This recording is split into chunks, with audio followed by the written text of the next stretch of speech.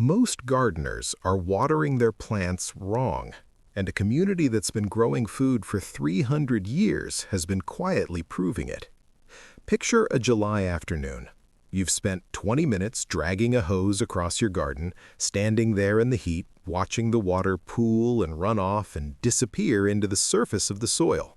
You walk away. The next morning, you go out and push your finger into the ground 2 inches. Dry. You do it again that evening. You do it 3 times a week, sometimes 4, and your plants still look tired by noon. There's this particular kind of frustration that comes with that, the feeling that you're doing everything right and getting half the result you should.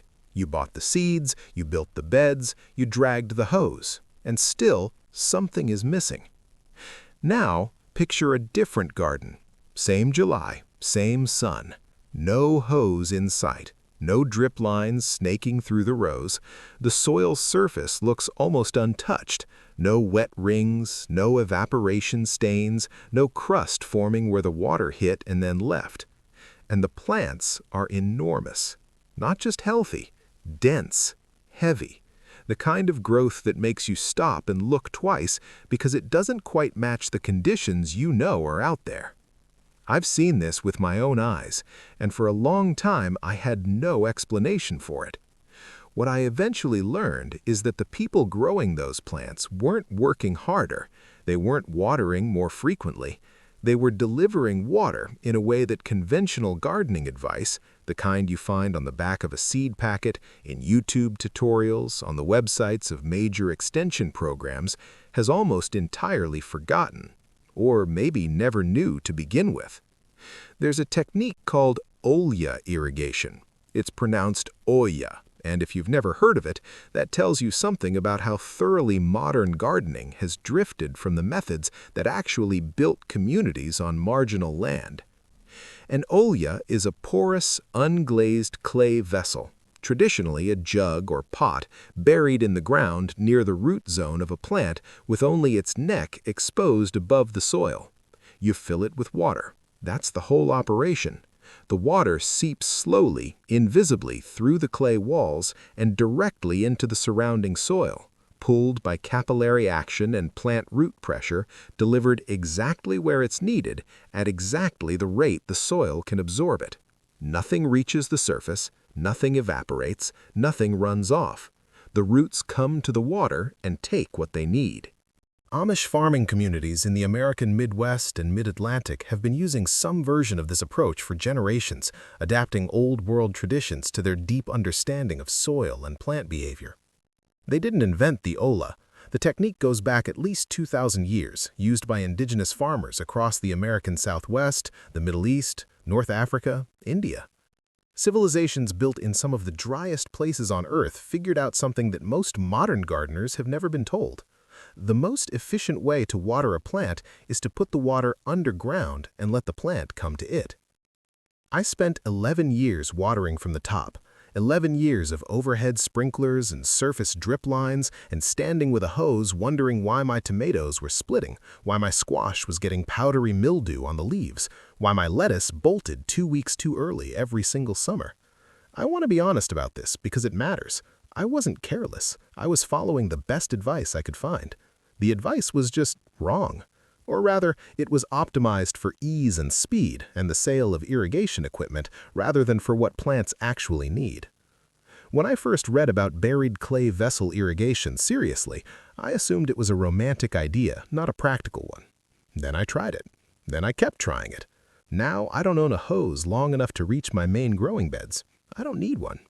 Here is why it works, biologically. When you water from the surface, the plant's roots have no reason to go deep. They stay near the top of the soil where the moisture is, which means they're living in the zone most vulnerable to heat, drought, and compaction. A shallow root system is a fragile root system. Every time the surface dries out, which in summer happens within hours, the plant registers stress. It redirects energy away from fruit production and towards survival. That's why your tomatoes get tough and your peppers stay small. But when water is available below the surface at a constant, slow rate, roots follow it down. They grow deep and wide into the stable, cool layer of soil where moisture holds. A plant with a deep root system can survive a week without rain. It doesn't panic, it doesn't divert energy, it just grows. There's a second mechanism at work. Clay is porous, it has millions of tiny pores, and the rate at which water passes through those pores is regulated by osmosis. When the surrounding soil is dry, the concentration gradient pulls water out of the vessel faster. When the soil is already moist, the rate slows almost to a stop. The ola doesn't flood the root zone. It doesn't leave soil waterlogged. It self-regulates based on what the plant actually needs at any given moment, in a way no timer, no sensor, no irrigation system I've ever used can replicate. The plant is essentially operating the valve. The practical setup is simple, and I want to walk through it exactly as I do it now. No shortcuts that'll cause problems later. You need unglazed terracotta. That's the critical word, unglazed. Glazed clay is sealed. Water won't pass through it. Most terracotta pots you'll find at a garden center are either unglazed or lightly sealed, but the cheap ones from import stores are often coated in a fine clay slip that reduces porosity significantly. The test is easy. Wet the outside of the pot and watch how fast the surface absorbs the water. If it darkens evenly and quickly, it's working. If water beads or sits, it's been sealed and won't perform the way you need. I use 2-gallon terracotta pots for most of my beds. For a large tomato or squash plant, I'll use a 4-gallon. For a row of lettuce or herbs, a single 2-gallon pot can serve a radius of roughly 18 inches in either direction, so about 3 feet of row, which is more than people expect. You dig a hole deep enough so the body of the pot is entirely below the soil surface, with just the neck and rim above ground. The top stays exposed so you can fill it. That's your access point and your measurement. I keep a stick marked at 4 inches and 6 inches. When I push it into the neck and the water level is above 4 inches from the bottom, I leave it. Below that, I fill it. The burial depth matters. The center of the pot should sit at roughly the same depth as the middle of your root zone, which for most annual vegetables means 8 to 12 inches below the surface. Too shallow and you're still encouraging surface roots. Too deep, and the water takes longer to reach the young roots of seedlings before they've established. For seedlings, I plant first and bury the ola at the same time, placing it 4 to 6 inches from the base of the transplant. For direct seeded rows, I wait until germination and thin to final spacing before installing. You're planting the vessel like a companion. Once the ola's in the ground, you fill it and you walk away. In my beds, in August, a 2-gallon pot needs refilling every 3 to 4 days. Not every day, not twice a day, every 3 to 4 days. I checked this carefully the first summer I switched. I was expecting to find that I needed to fill more, not less. But the numbers held. I was using roughly 40% of the water I'd been putting into the same beds with surface drip lines. 40%. And the plants were larger, the fruit was more abundant, the tomatoes didn't crack, the leaves stayed dry, which meant no fungal issues for the first time in years. There are a few places where people run into trouble with this method, and I want to address them directly because they're not obvious. The first is roots blocking the drainage. Over a season, roots will grow toward the ola and in some cases partially into the pot through the drainage hole at the bottom.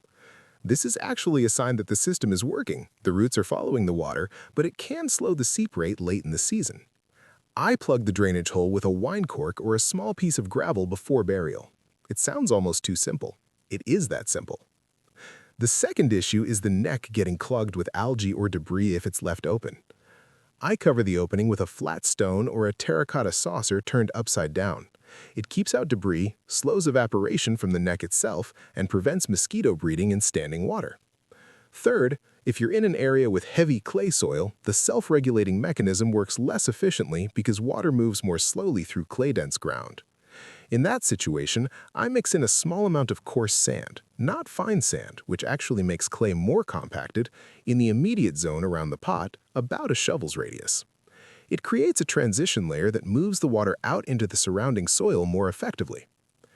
If you're just starting out and you don't want to commit to a full installation before you've seen results, here's what I'd suggest. Take one 2-gallon terracotta pot, plug the drainage hole, find the most water-stressed plant in your garden right now, the one that wilts first on a hot afternoon. Dig a hole next to it, bury the pot, fill it with water, cover the neck with a stone, do nothing else. Check back in a week and compare it against the plants nearby that you're still watering normally. You don't need a study. You don't need my results. You need 1 pot and 1 week. The conventional comparison is worth naming plainly. Surface watering, hose, overhead sprinkler, even most surface drip, wastes between 50 and 70% of the water applied to a garden in hot weather through evaporation alone. A study from the University of California found that evaporation losses from surface irrigation on a warm summer day can exceed half the applied volume before it ever reaches the root zone. Buried vessel irrigation eliminates that loss almost entirely. The water goes where it's needed and nowhere else. For gardeners dealing with water restrictions, high utility costs, or dry summers, that difference isn't academic, it's practical. And it's the kind of practical that a community growing its own food for 3 centuries in variable weather didn't arrive at through theory. They arrived at it through necessity and observation, and the patience to learn what the soil was actually asking for. I want to be clear about what this method won't do. It won't fix poor soil structure, it won't compensate for bad variety selection or a planting schedule that fights your climate, and it takes an initial investment of time to install. If you have a large garden, burying vessels properly takes an afternoon, not 20 minutes. The refilling routine is also something you have to build into your habits. It doesn't run on a timer. You fill it when it needs filling, which means checking it. For some gardeners, that feels like more work than opening a tap. I'd push back on that gently. Checking an olla takes 30 seconds, which is less time than untangling a hose, less time than running a sprinkler for the duration needed to actually penetrate the soil, less time than dealing with the powdery mildew that surface moisture encourages. There's a longer conversation embedded in this, and I think it's worth acknowledging. Modern gardening has, in a lot of ways, optimized for the convenience of the gardener rather than the needs of the plant. Watering systems got easier to use and more expensive to buy, and somewhere in that process we lost contact with the intelligence of old methods that were designed around the soil, the roots, the biology, rather than the schedule of whoever was holding the hose. That's not a criticism of anyone trying to grow food. It's an observation about what gets passed down and what gets lost. The Amish didn't preserve this approach out of stubbornness or resistance to technology. They preserved it because it worked better. That's the standard I try to apply to everything I do in the garden now. Not what's easiest to set up, what actually serves the plant.